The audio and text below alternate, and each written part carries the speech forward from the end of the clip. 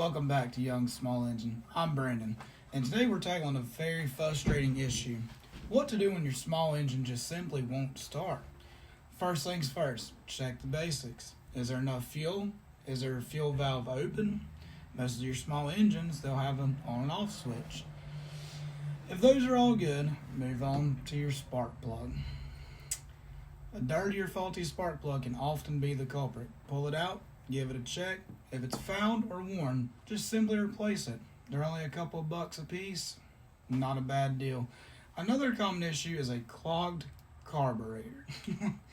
We see this a lot because simply it happens when, if you haven't used your equipment in a while, old fuel can cause gunk to build up.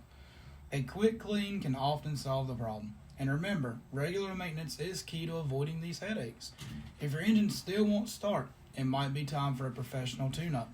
At Young Small Engine, we're here to help keep your engine running smoothly, keep your engines roaring, and your worries snoring. Until next time, see you guys.